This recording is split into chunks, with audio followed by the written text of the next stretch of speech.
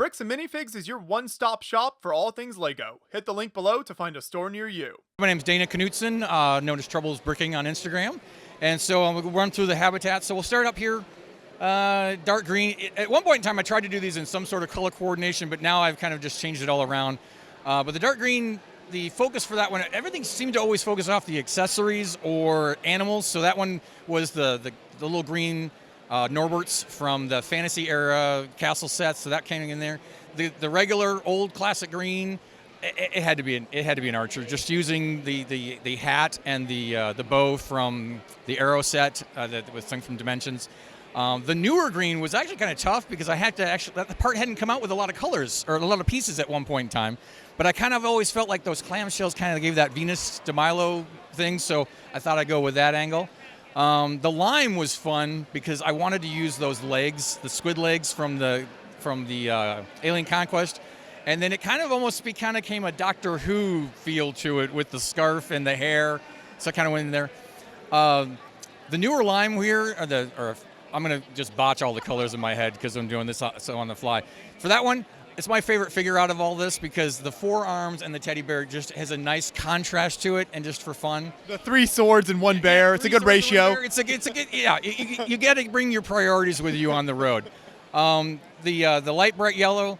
I wanted to go with a stand-up comic look to it because there was only so many pieces, and I figured I'd take that espresso-looking piece and espresso machine piece and turn it into a microphone. For the yellow, I wanted to try and, because I'm so known for classic space, I wanted to try and not do a lot of classic space, but I at least wanted to do one. So I chose to do the yellow, and the main reason I did this one, and I wanted to get that warehouse feel to it, is that even inside, I used the yellow Technic pins. So there is only yellow in that build. The pearl gold, this is one of the few ones in here that I had to cheat on because there's no plates. So I had to actually use a dark tan plate under the bottom to kind of give us that illusion that we were able to seal. So there's a couple of just little gotchas in here on that, so that's one of them. If we go down, this one, I actually had to go to a lugmate's house and go into his office while he was at Brick Fair, Virginia, and steal parts to build it. So I actually sat in his house and built this one. So actually 90% of the parts in there actually belong to him. The bright pink, this one, it was the hair. I had to find that hair out of one of the video sets. I'm like, this is it. She's going to be this running, flowing thing and kind of give that cool, badass female character look. Sand red, that's probably one of the top 2 expensive habitats in the whole thing. Most of the parts on that one I had to bring out of Germany.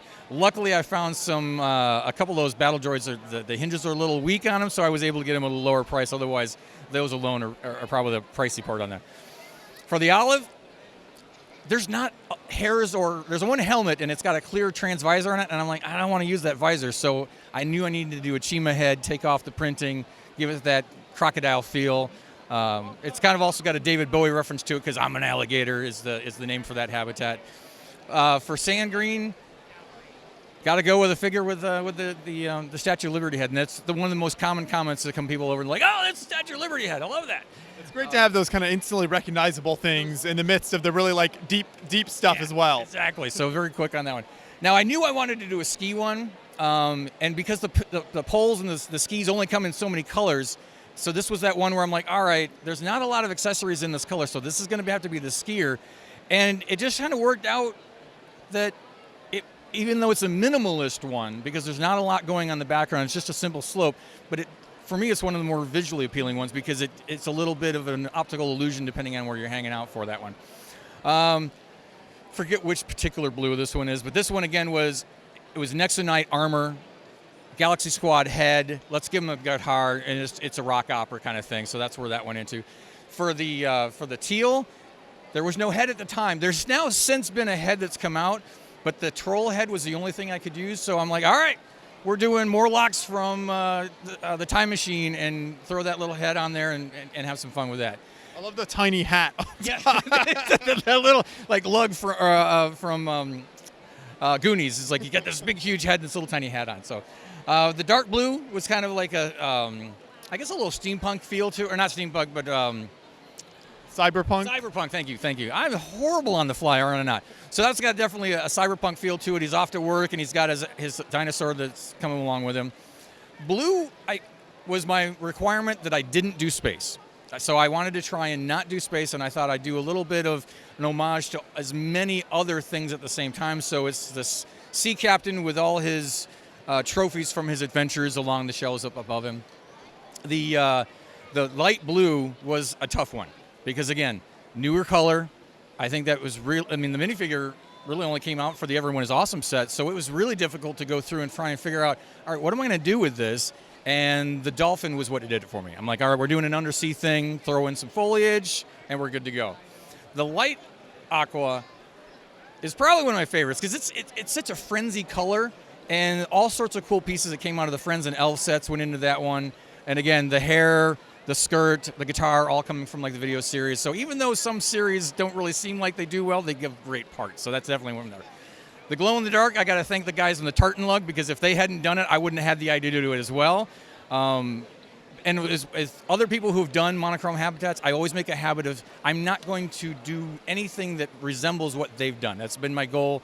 I might have some of the same pieces, but the focus is going to be something different. So the skeleton horse had to be that focus for that because the minifigures were going to be the same. Then we got the dark lavender. It was the trunk. I think it was the trunk and the turban. Those were a key ones, and then of course the genie legs. So that kind of gave that automatic feel that we were going kind of an Arabian feel there. The red one was one of the first ones I built, and it was also the decision to not always use minifigure legs. So I used the red skirt piece that was newer, and the red wings, and I'm like, okay, this is just going to be kind of a cool little devil feel to it, and add the flames to it. The dark red one had to use the hat from the Gungan, or not the Gungan, the Geonosian. I'm like, this is where it's going to come from, the Star Wars feel. And then just using those fire helmets as just decor was just fun to do. For purple, again, not a color that has a lot of stuff to it. So it was, again, and also I've seen so many other people do the purple, even within my lug. I'm like, all right, we're going to go with that helmet that came from the Video Series 2 bandmates, and that'll be the focus, and then roll from there. The magenta, again, another one, not a lot of pieces. And even those flame pieces only came in, I think, some elf sets. And those were ones that I had to order because you just don't see those as very common parts in that color. Elves was a great theme for that kind of part, though. Exactly. No, again, not a very successful theme logistically, but so many cool parts. So many cool parts. The light lavender, medium lavender, depending on which color you call it. For me, that one was the hair that came out of the very uncommon Star Wars bomber set. That's where the only place that hair came in. So that was a focal for that. And of course, then using some elves pieces to use as kind of an accessory. The surfer for the white, that was the second one I had done, and I'd always wanted to do a surf curve because I've seen so many people do it, and I'm thinking this is the perfect opportunity, and just pull the guy straight from the Everyone is Awesome set. Didn't even change the hair, just threw him on a surfboard, plopped him in there, and it was way to go. The tan, I didn't purposely do themes for things. Sometimes it just kind of happened, and so tan kind of became the Indiana Jones-esque character because with the hat and using the battle droid pieces as greeblies on the wall to kind of give that architectural feel to it. Light flesh or light nougat. There's not enough pieces again for that, so it kind of became, all right, this is going to have a little Star Wars reference to it. And this one's actually a last pour Kiadi because it's Kiadi Mundi's skull as opposed to just a regular skull. So it's kind of a little Hamlet thing there. For the next blue one, it was the hair. The hair was the emphasis for this one, and the surfboard because, again, there's so few accessories and hair in this color, so that was kind of the focal on that one. And then even same thing when we hit the sand blue. I got a lot of flack for this one because I took the armor from the armor set for Pre Vizsla from The Mandalorian and removed the printing from his shoulder armor. A lot of back flack on that one because it's like a $17 figure, and here I am defacing it by removing the printing. It's for art. It's Lego. The next one down, again, minimal pieces, lots of pig pieces, so it kind of worked with that and the claws. So that was the focal on that. I'm hoping that in time that one will evolve as more pieces come out in that color. Time will tell. The next one is kind of got a bizarre feel to it, or another worldly kind of feel, maybe a little post-apocalyptic. He's got his teddy bear and his dog, and it's kind of a sport thing. The dark orange, is definitely a sci-fi reference. You've got your battle droids in the background, and the cat's kind of an homage to Jonesy from Alien, so that's where the cat's going to come in there. Dark tan, it's a Harry Potter reference. It's because I wanted to give that, the knocking on the wall and Diagon Alley kind of opening up, so that's where that comes into.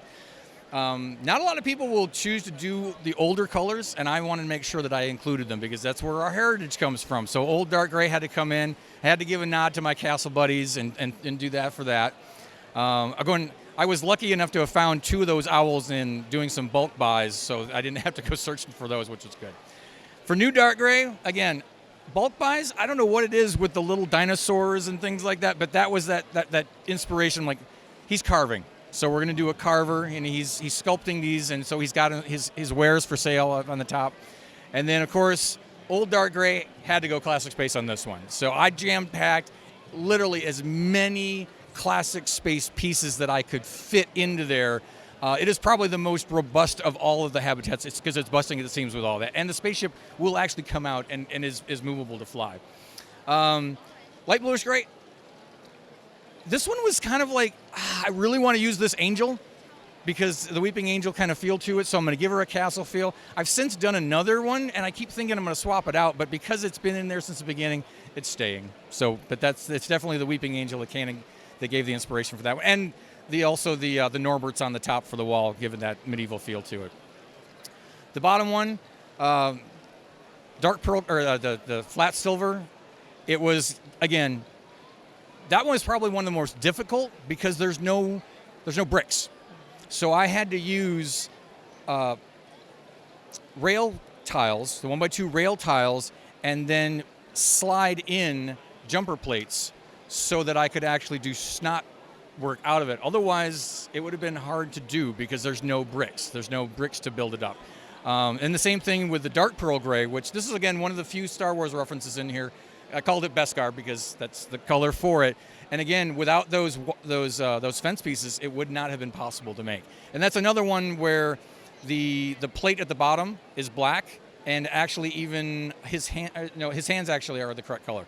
But yeah, that's another one of the few times where I had to use something that wasn't the actual color just to get it done.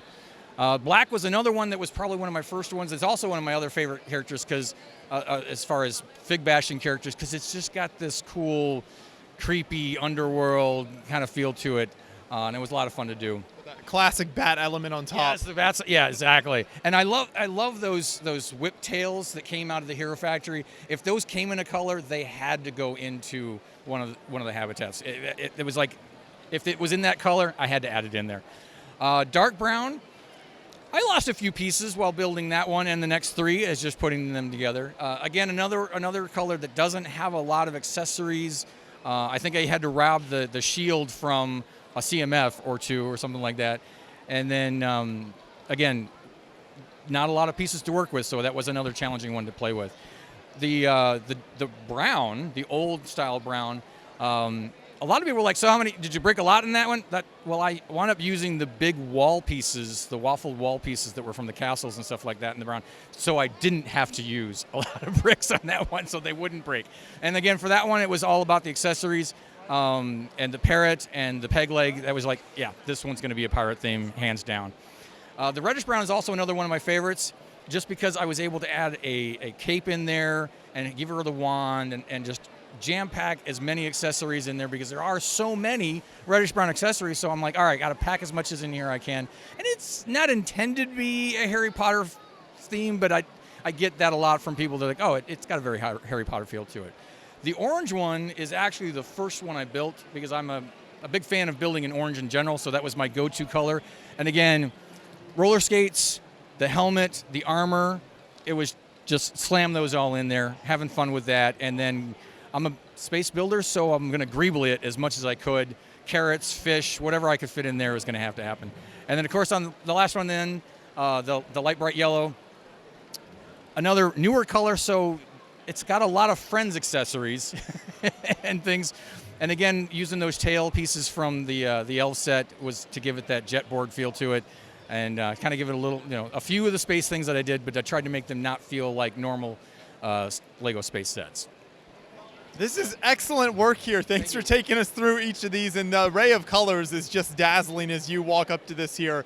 So one thing I love is the way you kind of display them all as well. What is that like structurally on the back that kind of keeps all this up here? So normally when people will do a habitat stack, they'll maybe go, a total of 6. So you got 3 on the bottom, 2, and then 1, and it will sit on its own by that design. I think the guys in Asia somewhere who came up with the 8x8 standard that we've all come to use, they realized that, and it works for small ones, but when you start going up to anything over that 6 builds, you've got to throw in some stanchions in the back. And this one's actually got 3 or 4 big ones on the way top, and then I kind of break them down just to give enough weight without having to build a complete huge structure that I got to travel with. So it still pops into a nice case to be able to transport.